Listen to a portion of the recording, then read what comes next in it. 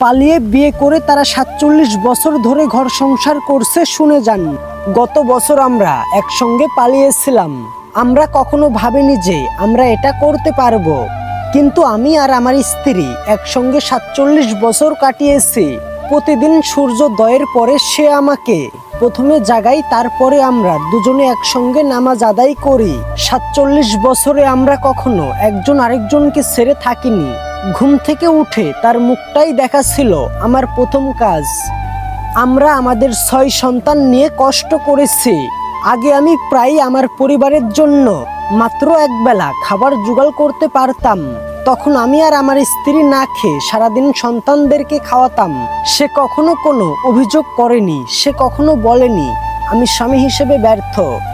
এত কষ্টের পরেও আমরা কখনো একে অপরে ঝগড়া করিনি, বিশ্বাস হারাইনি। যখন আমার বড় ছেলে আমাকে নিল এবং ছোট মেয়ে তার মাকে, তখন আমরা বুঝতে পারিনি যে তারা আমাদেরকে আলাদা করে নিতে চাচ্ছে। আমাদের সন্তানদের আয় সামান্য এবং তাদের নিজস্ব খরচ আছে। তাদের সন্তানদের চাহিদা মেটানোর পরে আমাদের খরচ তাদের কাছে অনেকটা বোঝা। আমরা সবই জানতাম, কিন্তু আমাদের দুজনের আলাদা থাকা আমাদের পক্ষে একেবারে অসম্ভব ছিল। আমি নির্লজ্জের মতো আমার বড় ছেলেকে জিজ্ঞাসা করলাম এবং সে খুবই অবাক হলো। সে আমাকে জানালো যে তারা কেউই তাদের বাবা মাকে একসাথে খরচ চালিয়ে রাখার মতো সামর্থ্য রাখে না। আমি মানিয়ে নেওয়ার চেষ্টা করেছি, কিন্তু প্রতি সকালে আমি ঘুম থেকে উঠে আমি তার হাসি দেখতে চাচ্ছিলাম। আমি সারাদিন আমার বড় ছেলের অপেক্ষায় বসে থাকতাম, কারণ সে এলে তার ফোন দিয়ে আমার স্ত্রীর সঙ্গে কথা বলতে পারবো।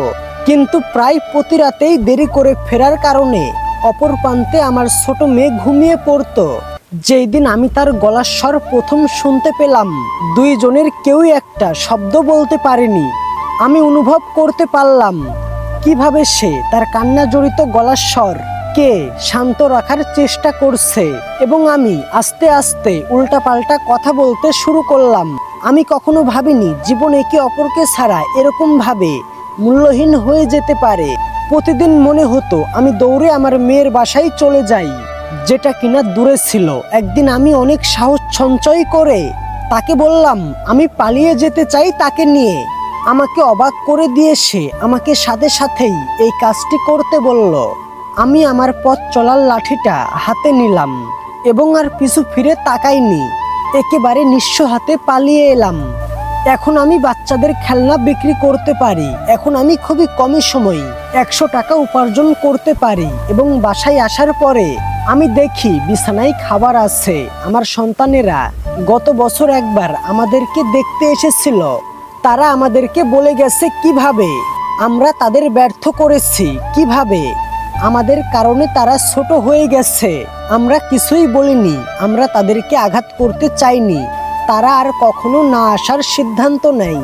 মাঝে মাঝে ছেলেদের জন্য খারাপ লাগে, আমরা তাদের মিস করি, কিন্তু আমরা জানি আমাদের সময় শেষ হয়ে এসেছে।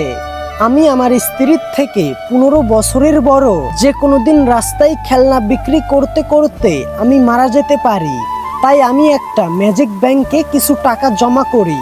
আমি চাই না আমার শেষকৃত্য সম্পূর্ণ করার জন্য আমার স্ত্রী মানুষের কাছে ভিক্ষা করুক। কিন্তু প্রতিদিন আমার স্ত্রী তার নামাজের শেষে অনেক কাঁদে। আমি যখন তাকে জিজ্ঞাসা করি সে কেন কাঁদে, তখন সে বলে আমি তোমার সাথে মরতে চাই।